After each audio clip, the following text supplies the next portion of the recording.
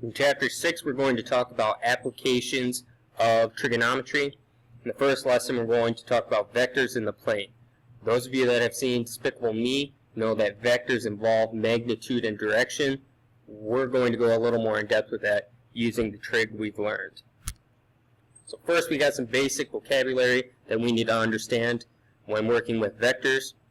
A vector is simply an ordered pair of real numbers, and it's written in component form. Almost looks like parentheses, but those brackets, arrow brackets, denote that we're talking about a vector. The values for A and B tell us how far in the x direction we're going. That's what A tells us. The B value tells us how far in the y direction we're going. Okay. Two main things we're going to talk about with vectors.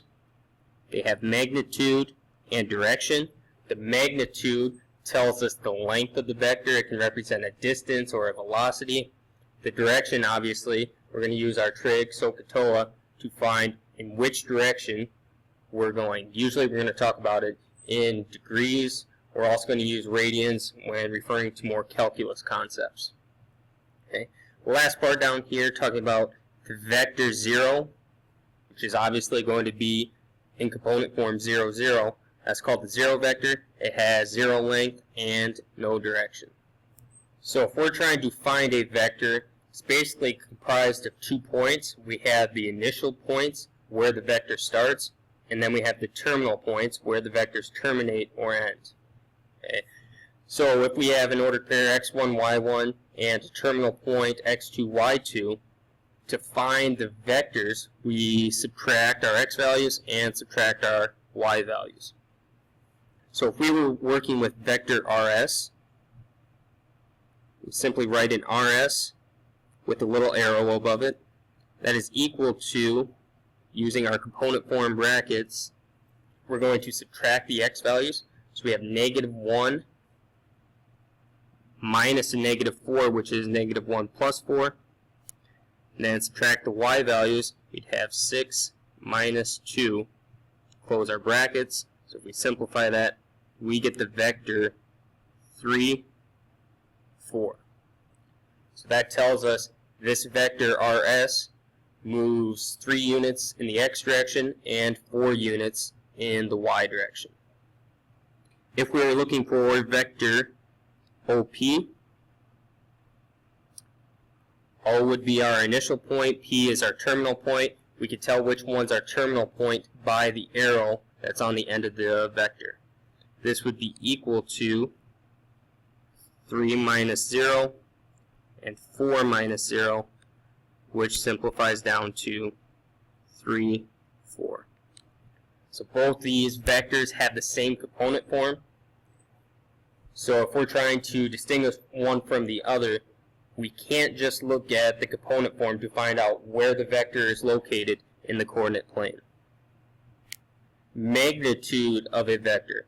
If we have a vector v represented by the arrow from x1, y1 to x2, y2, then, which looks like the absolute value of v, the absolute value, that is actually referring to the magnitude of vector v. That's equal to the square root of x2 minus x1 quantity squared plus y2 minus y1 quantity squared.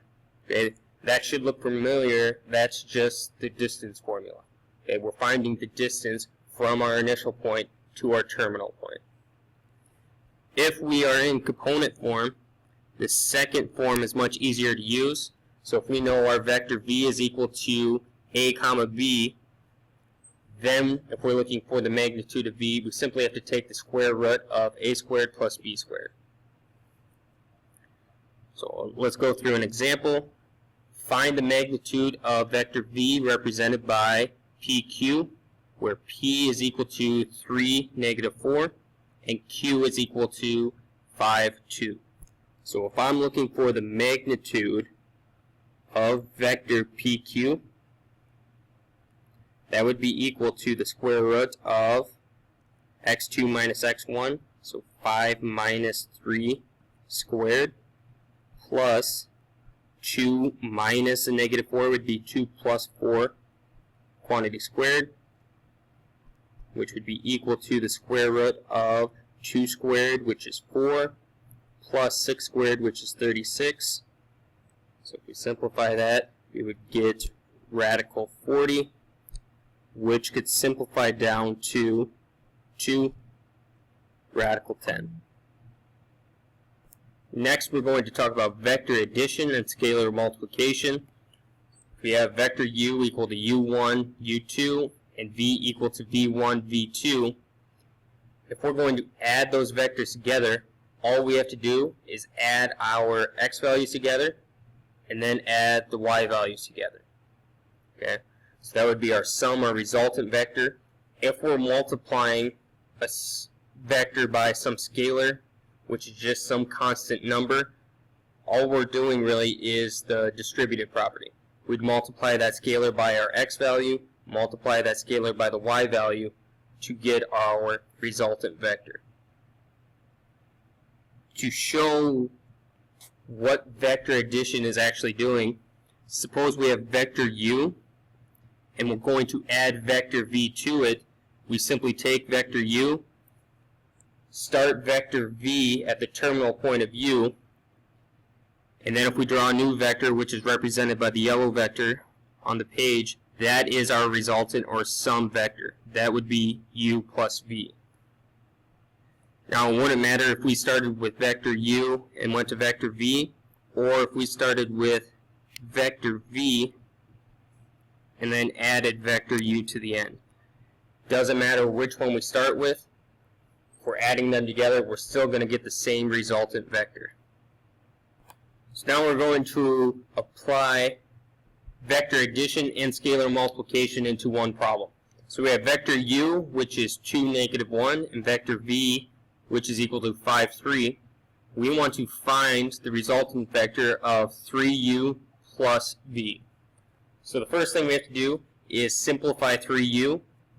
So if we're looking for the resultant vector of 3u, that will be equal to 3 times 2 and negative 1, which would be a resultant vector of 6, negative 3.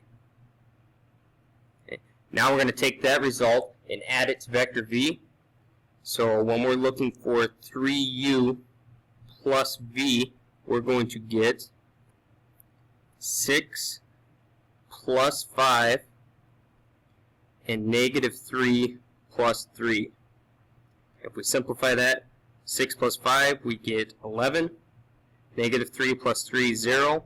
So our resultant vector would move 11 units in the x direction and 0 units in the y direction. Next, we're going to discuss unit vectors. Okay, just like when we talked about with the unit circle, that was a circle with a radius of 1. A unit vector is a vector with a magnitude of 1. Okay, so if v is not the 0 vector, then the vector u equal to v divided by the magnitude of v is going to be equal to 1 over the magnitude of v times v. So if we're trying to find a unit vector, that is the basic idea of what we're going to do. We have to find the magnitude of the vector, take the reciprocal of that, and then multiply that through to the whole vector. And that will give us a unit vector in the direction of v. So an example, we want to find a unit vector in the direction of v equal to 2, negative 3. So the first thing we need to do is find the magnitude of v, which is going to be equal to the square root of 2 squared plus negative 3 squared. So 2 squared would give us 4. Negative 3 squared is 9, so that would give us radical 13. So now what we have to do is take the reciprocal of this, so 1 over radical 13, and we're multiplying that by our original vector v, which was 2, negative 3.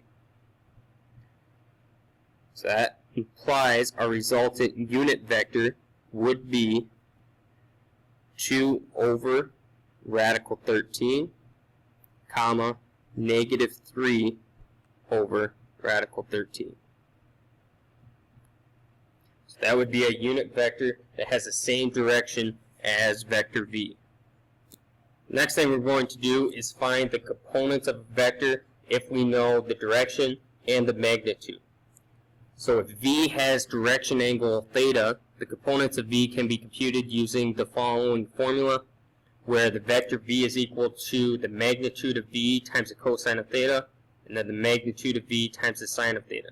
Okay, that makes sense. We talked about that earlier with the unit circle. Cosine refers to our x value, sine refers to the y value. So if we're looking for our vector v, the components of that, that's going to be equal to 8 times the cosine of 120 degrees, and then 8 times the sine of 120 degrees. So using your unit circle, that would be equal to 8 times negative 1/2, and then 8 times radical 3 over 2. If we simplify this one more step, 8 times negative 1/2, we would get negative 4, and then 8 divided by 2 would be 4 radical 3. So a vector that has a direction of 120 degrees and a magnitude of 8 would be represented by the component form of negative 4, 4 radical 3. In the final example, we're going to find the direction angle of a vector. Okay, we're going to use ideas from SOHCAHTOA to find what these angles would be. So we've already done things similar to this in the past. Now we're just going to apply them to vectors. So first we're going to find the magnitude and direction of vector u. So first to find the magnitude of vector u, it's equal to the square root of negative 2 squared plus 3 squared, which will be equal to radical 13.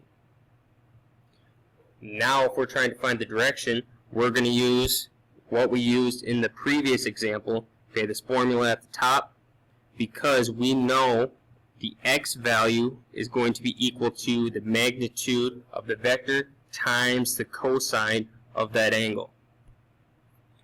So if we go back to our problem, we know our x value in u is negative 2, so negative 2 is going to be equal to the magnitude, which is radical 13, times the cosine, and they use alpha in the picture to the right, so we're going to find the cosine of alpha.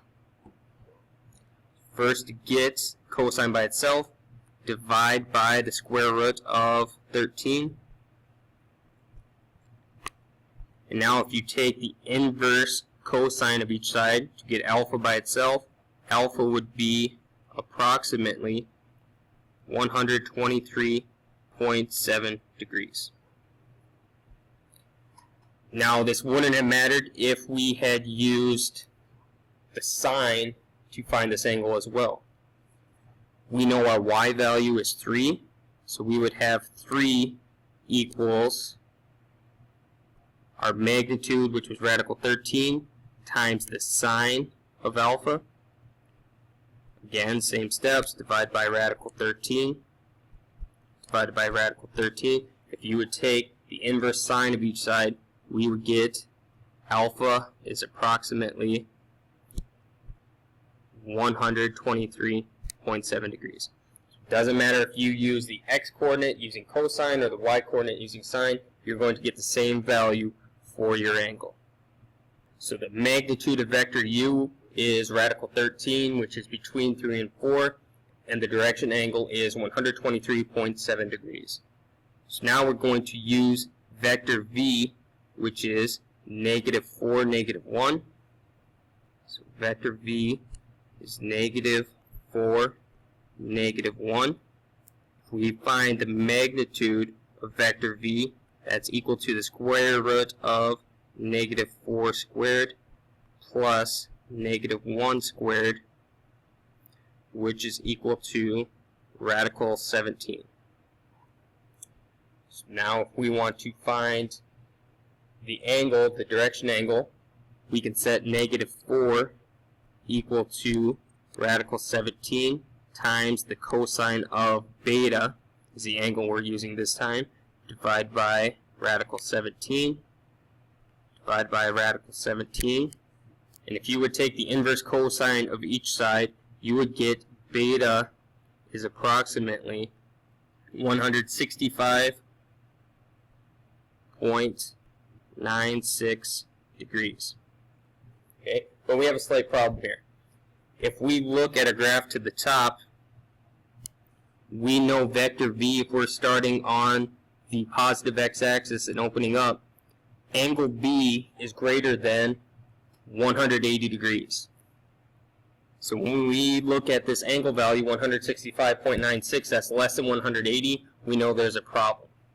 If we think back to when we talked about the inverse cosine function, we can only go from 0 to pi or 0 to 180. So the little trick we have to do is we have to take 360 and subtract the value we got. So that would be equal to 194.04 degrees.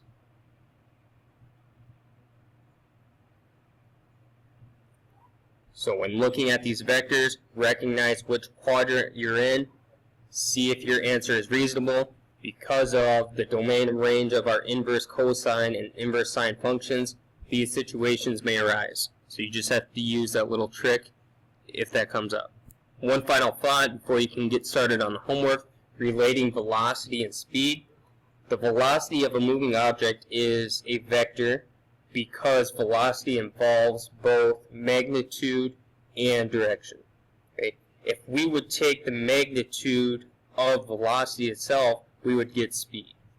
Okay, so understanding the difference between those two, starting to relate more to physical science or physics applications.